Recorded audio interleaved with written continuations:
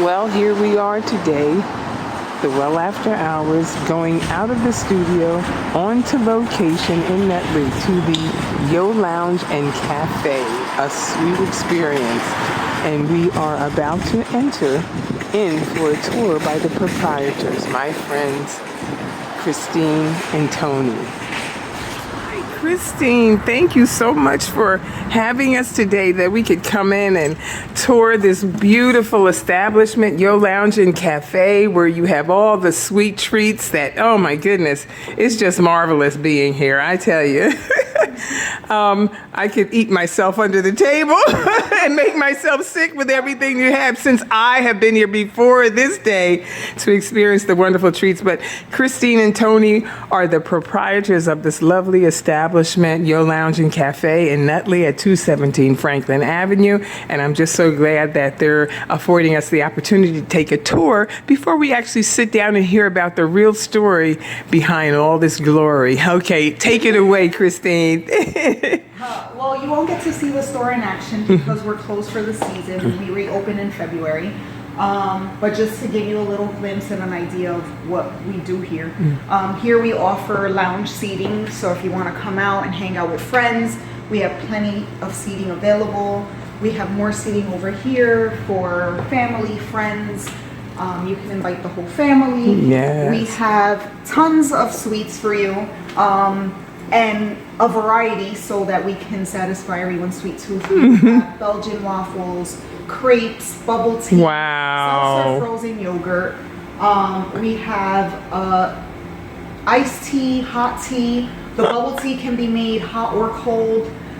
We make our tapioca here on site. Wow. So it's fresh. We have a wide variety of toppings for your yogurt or your waffles. Oh my goodness. Probably more than anyone else in the neighborhood, so we're told. I've been to a few and I haven't seen this many. Wow. Then, Oh my goodness. Over here we have just a sample of our different yogurt flavors and ice cream. We serve sorbet, vegan options also. Wow. That's so awesome. those that are non-dairy and sugar-free also. Wow. So we try to meet everyone's needs so that it's like a one-stop shop. Yes, that's awesome. Oh And my then back goodness. Here we have our party room, which has been rented for a variety of festivities. Wow, this is a great sized room. Wow. So this can be rented. It's really, we make it very reasonable so that it's affordable for everyone. Not only that, we also use this room for ministry. Oh my goodness, that's the we thing use I it love. for men's ministry, women's ministries, children's ministries, youth groups, young adult groups. We actually have our Bible study here with our young adult group from our church, Temple Rock of My Salvation in Newark. We meet here every Wednesday and Friday, and we get into the Word, and we just have a lot of fun. Oh my goodness. So this is our ministry room. Wow. That's what I say about you all. That's why I love it so much, that this is not business as usual, but business unusual, because you all are partnered with the Lord and you do so many things here that, allow the Lord to just like you said before, like marketplace ministry right here in the community. So we're going to hear a lot more about that when we actually get into the real story behind all this glory that you see. And you're going to meet Tony, who is Christine's husband, and they are the wonderful proprietors of this beautiful establishment. Christine, thank you so much for giving us the tour today, because this will allow the viewers to have a little more insight when we go into the story, because you just have to see it in order to believe it and how good God is. So Awesome. I thank you so much, and I can't wait for Tony to be a part of the interview so people can meet him too. And we will see you all in February. Yes, they'll be opening back up in February, so you have to come by and get some of these treats. Thank you so much, Bye. Christine. Hello, welcome to the Well After Hours, and we're just here hanging out at Yo Lounge Cafe in Nutley, 217 Franklin Avenue, having a great time with my special guest today, Tony and Christy. Oh, they are the proprietors of this lovely, lovely place where you can get all the sweets, probably more than you want, that you could ever anticipate. All the goodies that they offer are so great, and you'll see that in the tour that we give you beforehand. So, but I'm so glad to have you both here today. And they are Christian. They are Christian proprietors, and that makes it even better. It has such a great atmosphere. It's just a calming place that you can go. You can husband and wife, or two Christian couples. You want a nice, safe place to hang out. Here's a really good place to come out and hang out and talk to Tony and Christy. Because they love the Lord, and there's a story. This beautiful place that you see now, there's such a story even behind this. And I'm going to let Christy and Tony tell the story today, because it is one that is absolutely fascinating. And so, Christy, I met you again through a dear friend of both of ours, and I'm just so happy to do that. And when I heard your stories, I feel like somebody has to tell the story. And I'm glad the Lord opened the door for, me to have you all both here, because people, like they say, they look at the glory, but they don't know the story, and haven't spoken to you. So at this point, I'm going to let you guys, tell each other about how you were inspired to even how we got to this place, how God kind of led you, the kind of journey that you took. You can just tell it in your way. In the beginning. yes, right. That's where we started, in the beginning. We've been serving the Lord faithfully for 20 years, and that is where it all began. It wasn't it wasn't a fun journey. We've been together for 30 years, Wow. dated for 10, and then had our son. And 5 years after our son was born, it was like all hell broke loose. Wow. We were in a very bad place in our lives. We weren't serving the Lord. I was in college and planning to be a single mom. Wow. Because it wasn't the life that I had envisioned for myself, the life that I was living at that point. And at the time I was a construction worker, highly paid construction worker, labor union. I thought, I'm the supplier here, and if I want to drink on Fridays and do whatever else extracurricular activities like doing drugs with my friends, which I picked up as a really young boy with my family actually, and I could go out on Fridays after work and spend a few hundred on drugs and drink, and it was okay. Amen. Yeah. And I would leave her at home, and not pick up the beeper. Back then we were beepers. Because So. you were hanging out with the guys. Of course, That's of course. what guys do, yeah. That was my right. I was a hard That's worker. right. Nobody. But years later, something big happened that I started feeling like there was something demonic upon me, and I was very scared. I couldn't sleep at night, and then I started to. I knew there was something wrong with me, so I said, I need to go to church. I need to get this oppression, whatever's going on with me. Oh, I need to find answers. Why am I feeling this way? So, you want to share the rest of that one? I want to ask you a question. I know that you said you needed to go to church. Now, did you have some kind of prior experience with church that made you feel like, I need to turn back to Yes, church? well, I was an altar boy. I went to Catholics, St. Lucy's in Newark. I was an altar boy growing up from the 5th grade to about the 8th grade. So I had a relationship with God, but I didn't know the word. Mm-hmm. I didn't know what he did for me. I didn't know he died, and and he could just transform my life into, to have an actual relationship with him. I did not have that. But as a younger kid, I would pray, and he would answer prayers and whatnot. So, I always knew, and I always felt that there was something that that he had for me, and Yes. I was different from the rest. Mhm. I was like different, so different. So at least your prior experience, kind of prompted him, like, wait a minute, I know I Absolutely. need God. So That was good. That's I wanted to make sure, you know, to Absolutely. bring it up Yeah. that you had that. Wow, that's really something. So what Yeah. after then? And so, you know, like he said, he was drinking and drugging. I was in college. I had, you know, a 5-year-old at home. And I grew up in the church also. But of course, in, you know, your rebelliousness, you know, you walk away from the things of the Lord. And I just didn't want to raise my son in that type of environment, you know. So I was planning my great escape. You know, Wow. like he said, you know, he would go to work and I would stay home, and he paid everything. So in my mind, as soon as I finished college, I would start my career and I could be on my own.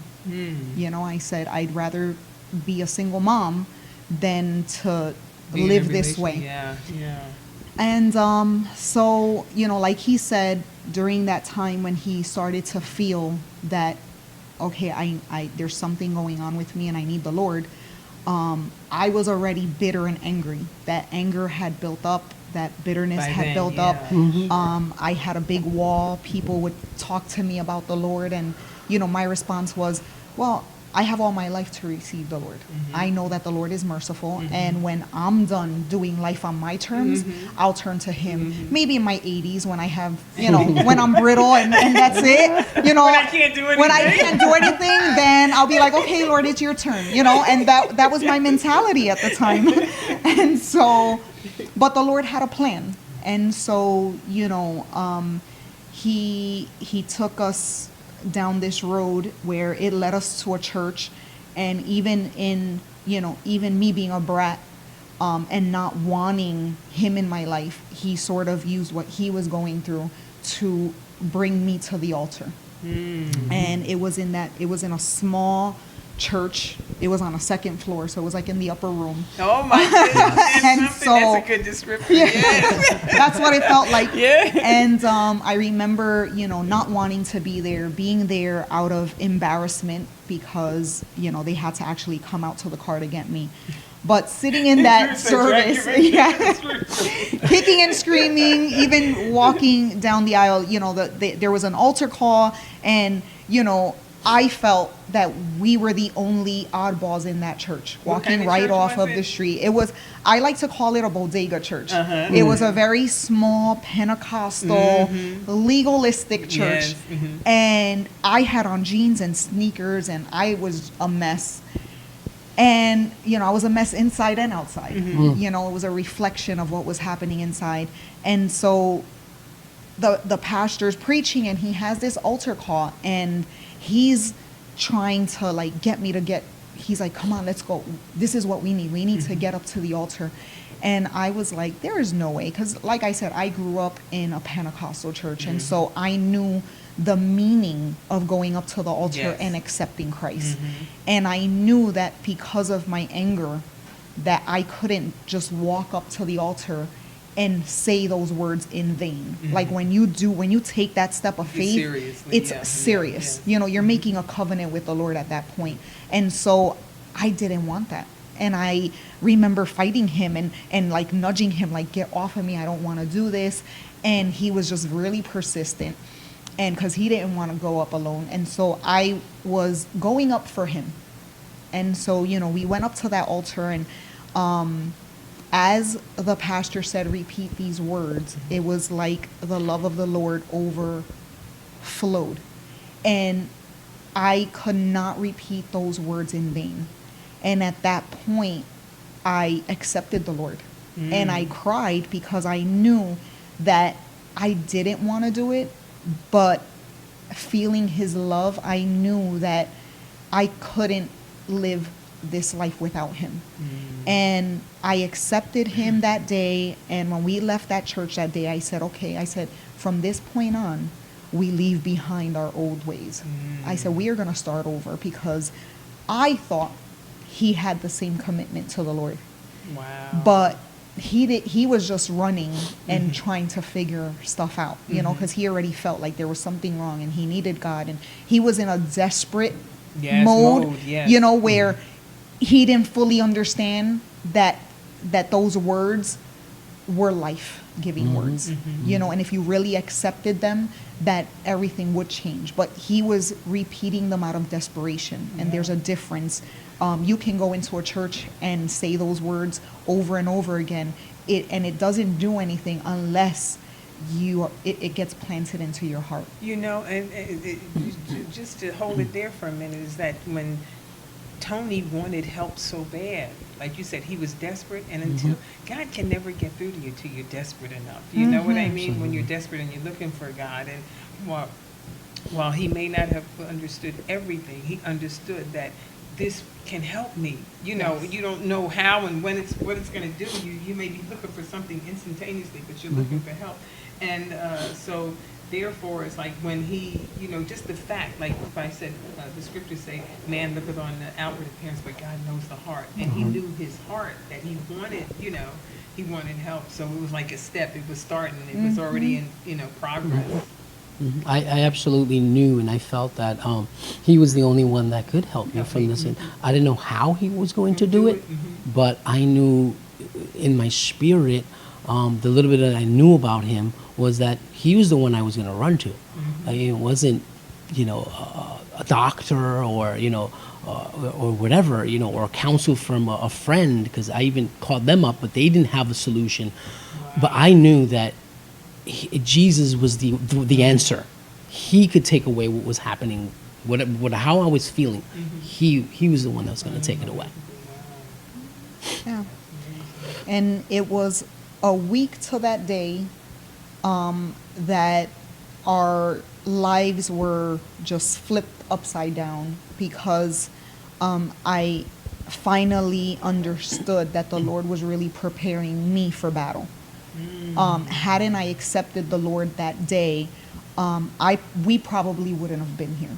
We wouldn't be here today, because the enemy tried really hard to stop what God had for our lives. And so, a week to the day, we were back at the church for a prayer vigil. We went through the whole service, and it wasn't until we got home that I was confronted with evil, and I saw it in his eyes. And so, when I heard a raspy voice coming from him, and I looked him in the eye and saw just everything was black. He had no white in his eye. And I, in my flesh, freaked out, and I was ready to run for the hills until I heard the Lord's voice audibly in my head, and he told me, do not fear, I'm with you, don't run. And I had to stop myself and go, okay, I know that the Lord is going to give me the strength. And it truly was a spiritual battle between good and evil that day.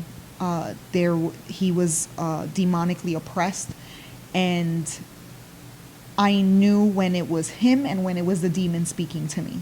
The enemy speaks to you of your past, because he doesn't know your future. He is not God's that's a equal. Good point. Yeah, that's right. And that's where the confusion comes in with people. They think that the enemy and God are stand equally side by side. God has no rivals. He has no equal. And and that day, God became very real in the presence of the Lord, because at points my life was in danger. Through this demonic oppression, he tried to at one point pull me and try to throw me out the window, but my feet were planted on the ground. I was not moved. The enemy noticed and recognized the presence of the Lord in my life. And I give God the glory, because again, I had just given myself to the Lord a week prior, and he just brought words to memory that would help me to remind the enemy of my new future. Wow. And when the enemy was trying to say, I know you, I had to reply with, you knew me. You don't know, because I am a new creation in Christ. All right. Yeah. And so, But this whole time, I didn't know what he was going through. You know, it was only what I was seeing and what I was going through. And I knew that I was fighting for both of our lives and for my family. And so you want to share a little bit about, you know, what you felt? Well, what I was experiencing was the enemy was pretty much messing with all of my senses, with my hearing, with my smelling, with my visual. Everything that was around me didn't make sense. At the church, we had a one-night visual. That one night that we went back, it was like an all-night visual, and they were doing a skit about, you know, heaven and hell, those who were being left behind, those who were being, you know, taken into hell or whatever. And I was really freaking out about that because I didn't understand what was going on. I was like, how are they going to hell? Why would God allow that? Well, not only that, I was in a church service and I'm looking at the people, and then what I saw was that they didn't want me there. They didn't want me around. Like, wow. I saw them looking at me kind of like with evil. And that was really messing with me. I was really scared. I didn't know what was going on. So when we left that one evening, when we went home, I began to read the Bible, and the words themselves changed. And they weren't making sense. Like, literally, like, they just changed, and they were saying, like, you know, Satan is the ruler of your life. And it was, like, speaking to me, but this is not the Bible. These are not the words of God. So I immediately closed it and went upstairs while she was in bed, and I need to go to bed. This something's wrong, you know. So as I entered the room, I can smell fire in my bedroom. Now I'm like, what is that smell? Well, why does it smell like fire? And I asked her, I said, do you smell that? And she said, no, I don't smell anything. I said, but it smells like fire. She's like, no, you just need to go to bed, relax. So I go to bed, and then now she was listening to the internet or whatever, the cable where they had Christian music. They still have it now. Back then we had it. We're listening to the words. I'm starting to listen to the words, and now the words are changing. And they were so self-centered. Wow. Self-centered, like, you know, you don't need anyone. You have control of your own life. And it was like all lies. And I'm hearing that. And it was like, absolutely. So I asked her, I said, what are you listening to? She says, Christian music. I said, that's not Christian music. You know, and it was really just fueling my fear within my spirit, like, what's going on? You know, and I grew up in the Catholic religion where they teach you of purgatory.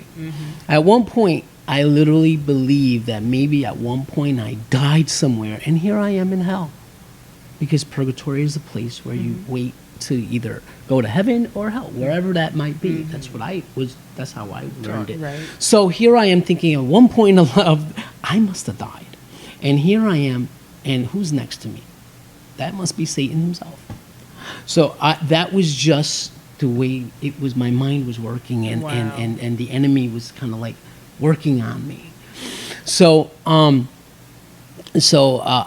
didn't know what was going on, but I knew I had to get out of there because I felt that at one point I might have hurt her, because I kind of knew, and I was just really, really thirsty, and I kept drinking water and drinking water and drinking water. Wow. And I hate water. Like, it's hard for me even to drink water. Like, right now, I'm like, I don't like water. But I really was really just thirsty. I had this thirst and it was like, I don't know, 6, 7 o'clock in the morning, and I decided, and I told her, and I said, I need to leave because I don't want to hurt you. And at that moment, it was like the enemy was still speaking to me and telling me, what you need to do is that you need to kill yourself. You need to, you know, kill yourself, and this will all be over. Goodness. This will all be over. So I drive, and I start looking for the highest place I can throw myself off of.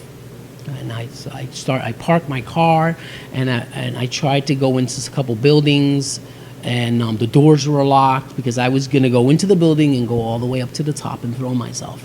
Because that was the answer that came to me. That's what came to my mind. The enemy told me, that's what you need to do. Well, listen, you need to kill yourself. I guess yourself. if he would try to tell Jesus to jump off. Absolutely. He would tell anybody. Absolutely. Know, So at that point, I'm just frantically and I start throwing myself in front of vehicles because the doors wouldn't open. So I decided another way I'd just throw myself in these speeding vehicles.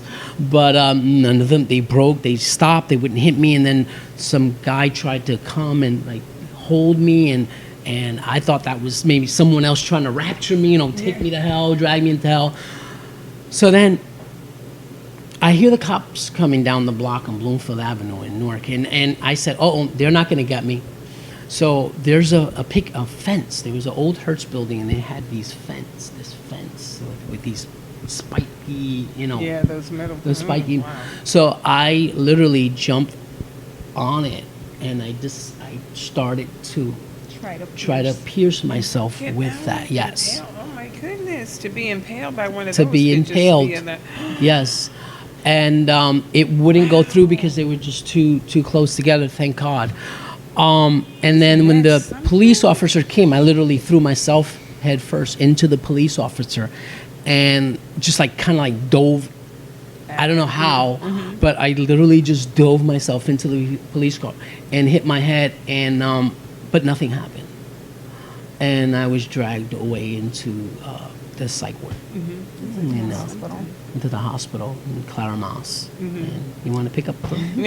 Wow. I tell you, when the enemy is trying to destroy you, but he can't. He I mean, will isn't grow. that something how he can do these things and it's like, okay, go ahead, and then I'm going to show you my glory. I'm going to show you my power. This is his little power, but he thinks, messing with your mind because the mind is the Exactly. battlefield. Yes. For all things. And that's what, if he can get our minds, Yeah. So, my goodness. So, from what So happened there? now, I was home, and the cops come to the house, and they tell me that he's in the hospital, that he was throwing himself in front of traffic. I didn't know where he went, because when he told me he was leaving, I just prayed for his safety. And he told you he left because he didn't want to hurt you. He had to get out of the house. Yeah. And, and I knew that the Lord told me to stay there and fight. So I knew that as long Stay as home. we were home, we were safe. Yes. But once you go into the world, you're in a different realm. Yes. And so, the cops there, and I didn't have a car to get to the hospital. But finally, my brother-in-law arrives. We get to the hospital. On the way, I'm telling my brother-in-law, just do not fear. What you're about to see is supernatural. It's not normal. I don't think he really fully believed me until we walked in and we see him in a padded room. He's sitting like Indian style, and still, his eyes are totally blacked out. My brother-in-law took one glimpse, and he did not want to stay. So at that point, my mom gets there, and this is when my mom comes in the scene, and I tell her, just stay here with him, because I didn't know what was going to happen after that. I leave to go get his sister, and just to fill her in on what had been happening throughout the night. When we get back to the hospital, my mom is standing in the parking lot, and she's hysterical. She's crying. She couldn't get a word out. And at that point, I said, something happened. He died. Like, that was my first, he's dead. I don't know how, because he was in the hospital, but that's it. She had explained that when she was there, when she was watching him in the room, and she explains it as a angelic voice, that he was crying out to her, saying, Mom, come in and sit with me. So she begged and pleaded the doctors to allow her to, go and sit with him, to comfort him. And Because before then, they wouldn't let anybody in. Right? Yeah, they wouldn't let anyone in. And she was like, it was so peaceful, and she was like, I'll just go sit with him and just talk to him. And as soon as she entered the room, he grabbed her, threw her in the room, locked her in the padded room. So now my mom is witnessing this from inside the room, looking out of a glass. And what she describes as, the doctors were trying to restrain him, and they were flying. She goes, he was flinging them like toys. You know, she was like, she was like, I didn't even recognize strength like that. Because she goes, some of these men were really big. And, you know, my husband's not a big guy, you know. And she was like, the biggest guy, you know, like jumped on him and he flung him off. And one of that doctor got a hold of his robe, which didn't stop him because he runs out of the hospital naked. Wow. Towards the park, because we were in Claramas Hospital. And as she's telling me this story, like, it was almost like my life, you know, flashed before my eyes. Because, again, in my rebelliousness, I was not married. I didn't want to marry him because I didn't want people to say, oh, look, they got married because, oh, she had a baby. Or, you know, like, Yes, you're just thinking, the enemy, again, put stuff in your mind. And I'm like, I never married him. I was never his wife. And this is it. There's not going to be another opportunity, you know? And so I asked the Lord, just let me see him one more time, dead or alive. And so I see this, you know, group of doctors coming towards us in the parking lot, and it didn't look good. And they tell me that we have to rush to University Hospital because they didn't think he was going to make it through the night. He had thrown himself off a building. He had broke his femur bone, his knee. He had a lot of injuries, but what they explained was he was covered in blood pretty much. So they were like, he's not going to make it. So we rushed to University Hospital, where we wait there for hours to hear, you know, a report. But again, the Lord spoke and told me he's going to be okay. And so I was at peace, knowing and trusting the Lord, because I was like, you didn't bring me all this way for nothing, you know. And when they came out hours later, it had to be more than 8 hours. We were waiting there, and they said, you know, he's going to be okay. You know, we put some rods and, you know, all kind of screws, you know, to fix him up. And they let us in to go see him, and he looked like a dead man, you know, laying there in the bed. He was swollen. His head was, everything was swollen. But I still knew that didn't scare me. And you were unconscious at that time. Yes. You weren't, was he, yeah. No, he No, was I don't totally remember unconscious. Yeah. Most It of wasn't the, like surgery and you wake up. He No. was still, yeah. Yeah. Wow. most of that she just spoke about, I don't remember Any of that. any of right? that Wow. happening. Parts of it, me trying to escape, yeah, I remember. Me dragging my mother-in-law, and don't remember that. Wow. Don't remember speaking to her. More eye contact, signaling to do things in a way. Like, you know, when someone is telling you go that way and they're like signaling with their eyes. That's what I saw from her part. Like she was giving me the go. So that was telling me what to do. So that's how I like, she was like, yes, like I felt like she was telling me to put her in the room. This is what I'm seeing. Yes, right. So I did it. And I do remember climbing up to the fire escape. I managed to jump about 20 feet to get to the fire escape, because fire escapes are tall. Yeah. You can't just, anyone can break into a building. But I literally jumped with one leap and brought the fire escape ladder down and climbed all the way to the top. And remember being up there and just seeing the top, and I could see the people from, like, I'm looking down, and I could see the nurses and the police officers saying, no, don't do it. But in my, you know, me not knowing and just thinking that this is what, you know, I needed to do to get saved, to be free from this, you know, whatever was happening to me. Okay. Well, we're back from back to the Well After Hours, and we're continuing the story with Tony and Christy, because, as I said before, you see the glory, but there's a story behind that. They didn't just get here, and we left off at that break time talking about Tony after, you know, when you jumped from the building, and you, how many stories was the building? About 4 stories. 4 stories. Four-story Wow, and he building. hit hard pavement. Yes. When you hit the pavement, were you conscious of when you hit the pavement, or was it like after you came to consciousness after you hit the pavement? No, because you wonder, you know, you hear about Yeah. people, did well, when they're real high buildings, a lot of times they just die before they even hit the building. But that was pretty close. I mean, Yes. And you, all the way down, were you conscious, or what was the enemy doing? You know, Well, I threw you myself. thought- I pretty threw much yourself. surrendered myself Self to to God- to God, Lord at that to the point, you Lord. put your I hand- said, and I threw myself, and I just closed my eyes, and I don't Wow. remember turning or flipping or anything, and I hit the pavement, and I could see my knee just totally, blown up, and I could feel the pain from my and leg. you broke your femur, right? I It broke was my with femur bone, Oh my and I gosh. pretty much demolished Busted my knee.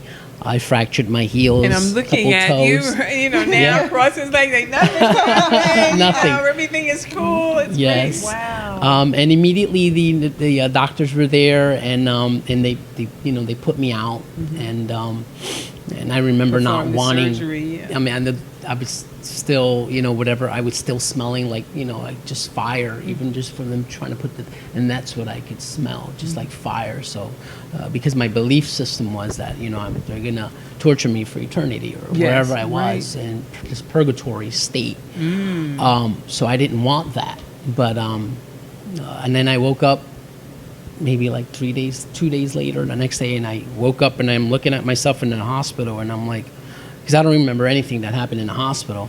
The only one person I do remember was my father. He was the only one I remember coming to my side. Although I had my wife, at the time she wasn't my wife, but she was there, and my family. I don't remember anyone, but I remember my dad. I remember my dad, and I told him, pray, because he's Catholic too, and he was like, I'm going to pray to Mary, and I said, no, I need you to pray to Jesus. Wow. Because I know that he will help me through this. And I woke up, and I never felt any pain after that till this day, and it's been over 20 years, and I've never felt one day of pain in this knee or this femur. And I know it's because God's hand was upon me, and he didn't allow that to happen.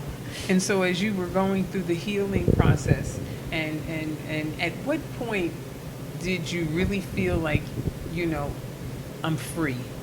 When did you get your freedom? Like you felt like, God, you really have freed me from this, Wow.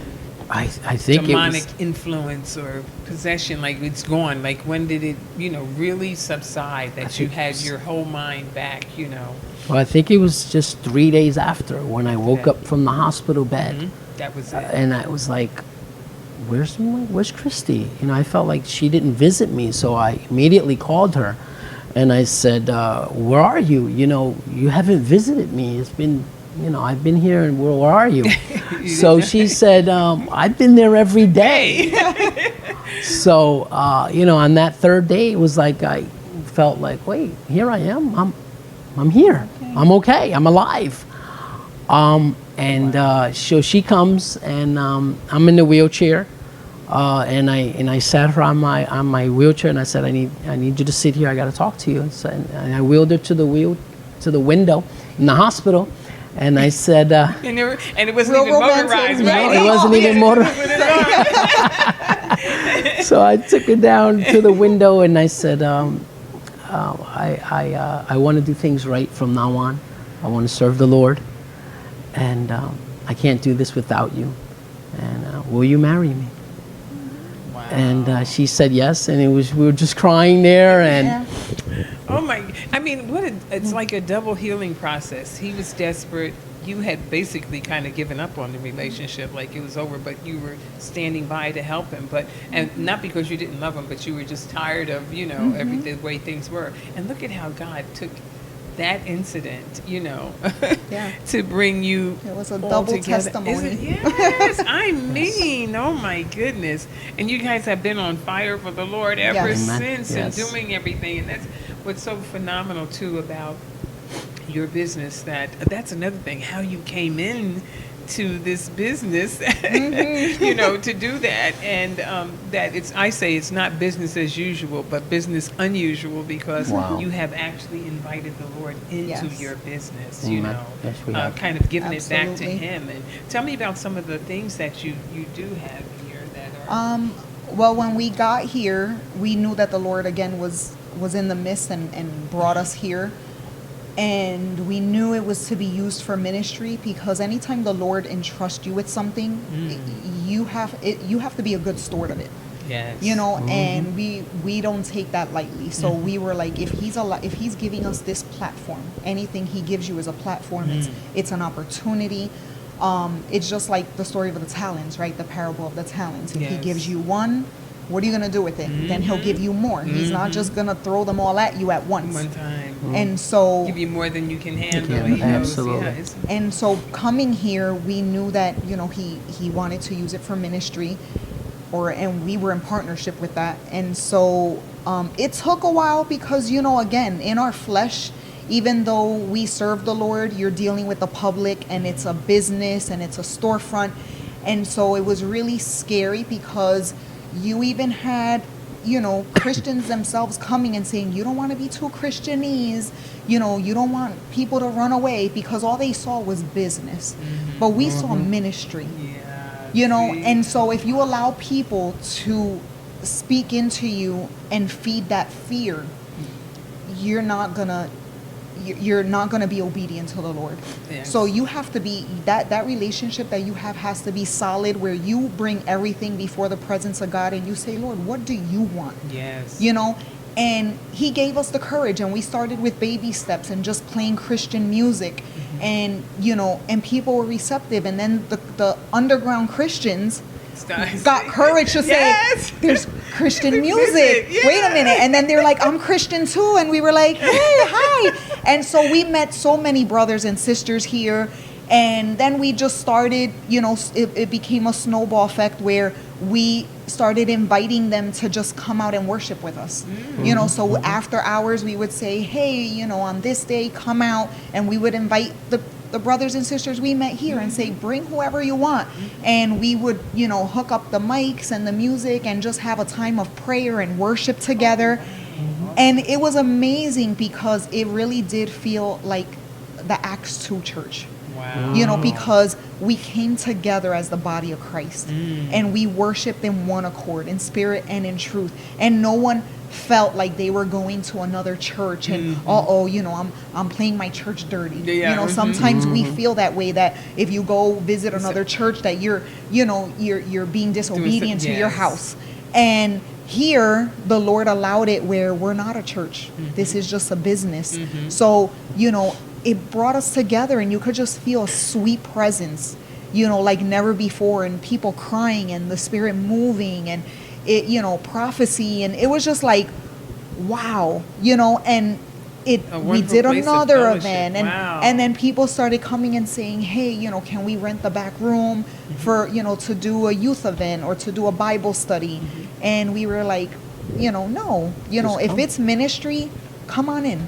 You know, just buy something. If you come in and you support us, you can use it for ministry, you know, free of charge, because this is not, again, it's not mine to hoard. Wow. You know, that is and we've had awesome. women's groups here, we've had Yes. men's groups here, we've had youth groups come out.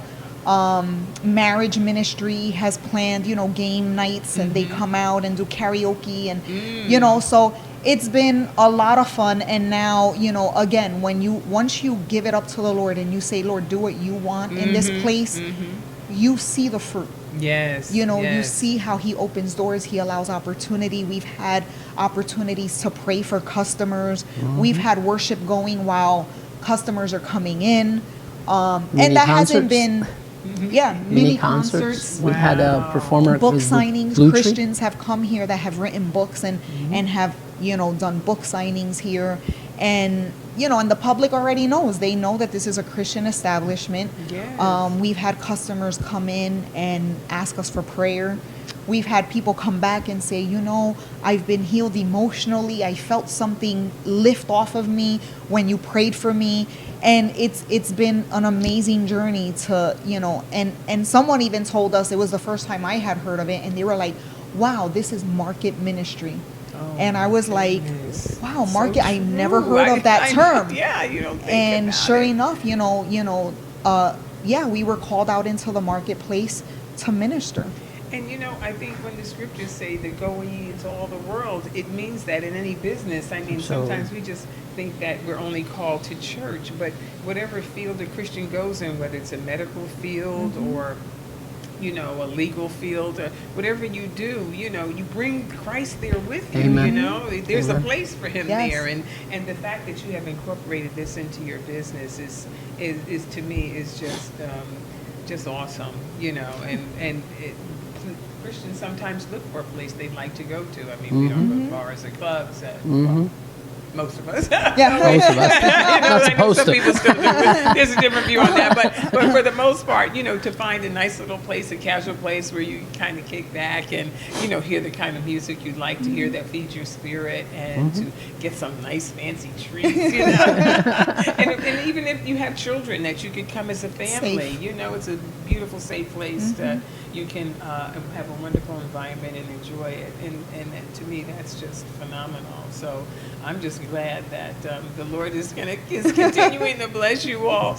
And I know, like you say, starting up, and this is to encourage other people, Christians who are trying to start a business, and it's so empowering because people think that God can do the miraculous. I've been listening to your story when you were saying about how you, before you even saw the place, different things that you were just speaking out that Yes. that the Lord was showing you that He'd like to do, and you believed it, and for you to come in by faith and this is quite an undertaking, It in was. quite a city, like this. So to do that, you have to have faith, and you had faith in God, and God honored that faith, and look at where you are now.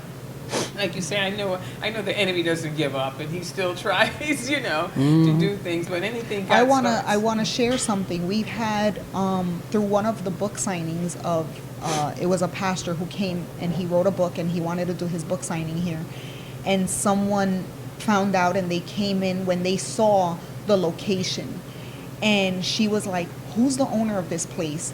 And they're like, "Oh, she's over there," or whatever. She comes up to me and she goes, "I prayed for 20 years for this place, and I asked the Lord, bring Christian people to this place." And I was like, "Why?" And she goes, "There used to be a bookstore here, and they were very into not only I don't know, like, I forget the name of that religion, like it's mind, body, one, they're gods." And she said they did seances, humanistic, secular.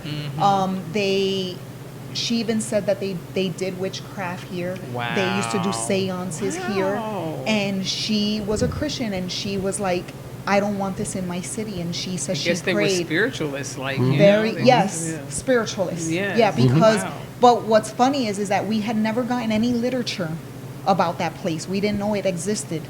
And when she shared that, it was an honor that she was able to say, "I prayed for 20 years and I'm seeing it today, that answered prayer, because you're here and what you're doing here." And she was like, "The Lord is giving you territory." And and let me tell you, we've had prayers here, and we've had, like I said, worship, and we know that the enemy doesn't like to release things easily, and but when you know God, it's spiritual warfare. Yes. And when you know that He is giving you territory, there's always a battle. You're always at war. Yes. And so we knew that from that day, we were like, okay, when we come together, we're coming together for war. Wow. And we've claimed these four corners, because our church isn't in Nutley, but we understand, and the Lord has given us the eyes to see that this community also needs the Lord, and we pray for Nutley, and we pray for them, and we've invited them to church, and we've invited them here, and you know what, and we don't have to see the fruit. No, it's seeds. absolutely. All we have to do is plant seeds. That's right. We So- say Peter may plant, Apollo Yeah. may water, but God's That's the one right. that's going to give the increase. Yeah. Yes. And so, anyone who is starting a business, anyone who's starting out, it's seeds, mustard seeds. they're not big, but if you have a scripture verse on the wall, you don't know who's going to come in and read that, and it's going to minister to them, because the word doesn't come back void, right? You don't understand a hello and a warm embrace, or just listening to people, really listening to them and offering them prayer. We don't have to preach. All we have to be is the living word. We have to live out our faith, and we can't be afraid of saying that we're Christian. Exactly. Because there is a need. And if the Lord put you in a place of business, it's because you're going to come in contact with his people who need to hear, and they need hope. So make yourself available to them. Don't just do business as usual.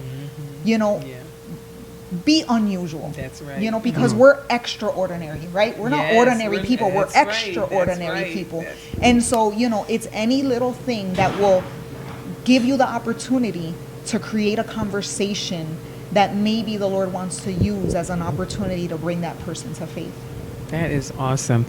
Well, I think any of our viewers who have been thinking about opening up a business or starting up a business, we talk about it so often for a long time, and you have to take that step of faith. If you feel that prompting or that provoking of God inside telling you to do things, and your bank account may be low, it may look like you don't have enough, but the God who is more than enough, if you have faith to step out when he says go, all you have to do is go. Because remember, when the children of Israel were crossing the river Jordan, and they had the ark of the covenant with them, the waters didn't part till they stepped their foot. They have to step into it. Sometimes you have to step into what God is prompting you to do by faith. You have to, by faith is what moves, because without faith it's impossible to please God. That's right. So listen, God is still doing great things and great miracles. And Paul said, I wish above all things that you would prosper and be in health. God does want us to prosper and to be good stewards over what he gives us, because we can help promote the gospel even the more, So we thank God for Christine Tony. Thank you for sharing your story and allowing me to come here. We took the well outside the four walls and we came here. So I'm so grateful for that. And we're going to continue to pray. We're going to come back and visit you again, because this is really just a small portion. There's so much we could say and go on. And I could just sit in this beautiful place the whole day and enjoy myself. But I want to thank you guys for being here. Thank you for encouraging our viewing audience.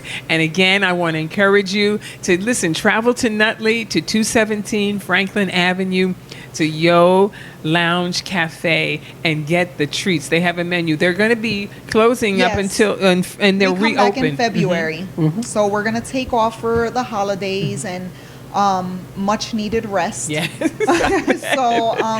But yes, we will be back in February, the first week of February. Great. So stay posted. Wonderful. Well, I'm looking forward to coming back and getting some more of those treats, and hope to maybe do another interview and a follow up on things. And don't forget that they also make this place available for small meetings, study groups. If you have a women's group, that you can always bring them here. It'd be a wonderful place that they could, have a nice private section where they can, pray for one another and discuss scriptures and just glorify the Lord. So keep that in mind.